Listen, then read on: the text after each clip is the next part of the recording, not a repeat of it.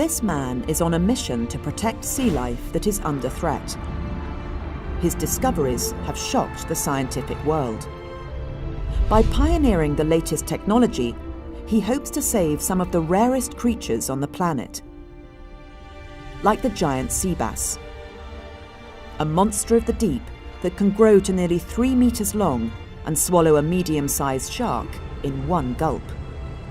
They're the closest thing you can get to being extinct.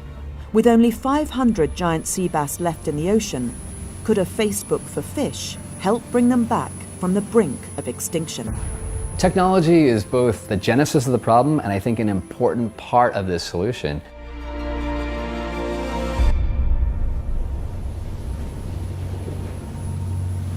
Douglas Macaulay is a professor of marine sciences at the University of California, Santa Barbara. He's on his way to the Channel Islands off the coast of California. This unique and delicate ecosystem was made into a network of marine protected areas, parts of the ocean where fishing is restricted or banned.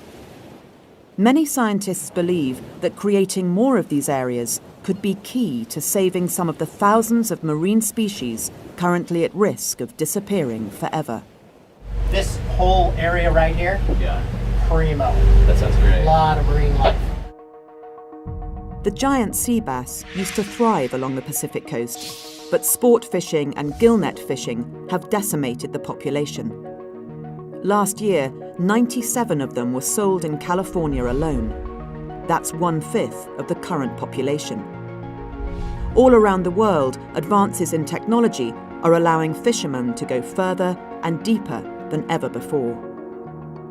We're in a pretty serious point now for the future of oceans, but what I see is an opportunity. In the midst of all this bad news, we have more science that is telling us how to react to these threats than we've ever had before.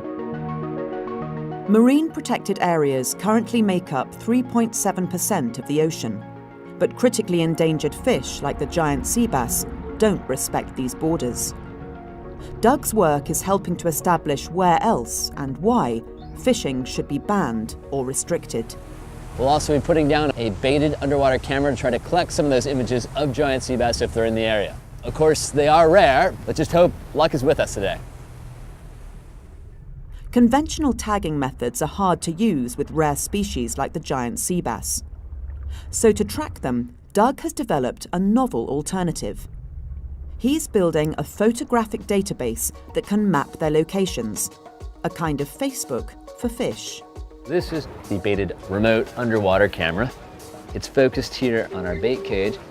We'll get this guy set up and ready to go.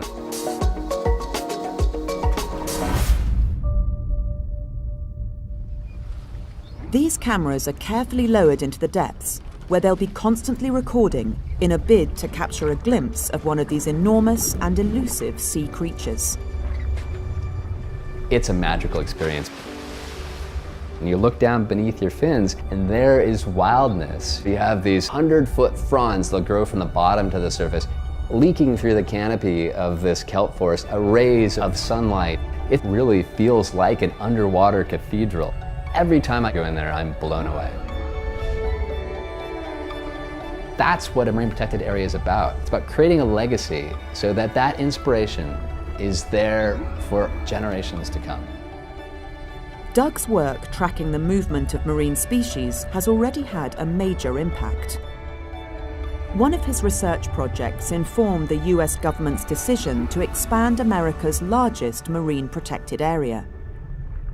We used tags like this in a study of a shark species called a gray reef shark, which, as the name suggests, people always thought lived on coral reefs.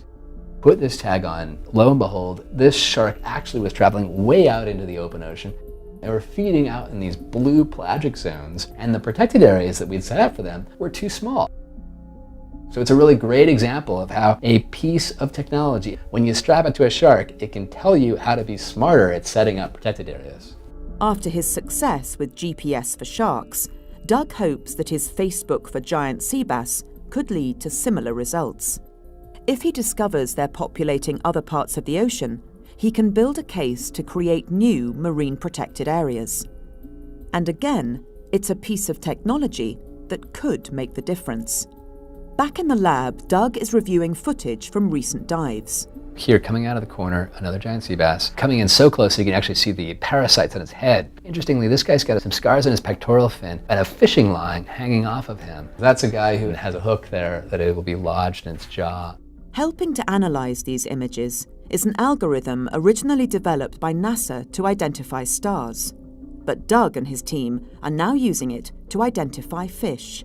On both sides of a giant sea bass, there are spots, and those spots are unique. Accidentally, these giant sea bass are carrying their own barcode on the sides of their bodies. The algorithm can quickly scan and identify individual fish. So far, Doug has catalogued 115 of this critically endangered species and is mapping their migration patterns. We know next to nothing about giant sea bass. A project like this gives us the raw data to actually manage their future successfully. Marine scientists are increasingly turning to technology and data to help reverse the damage being done to our ocean and to endangered species like the giant sea bass.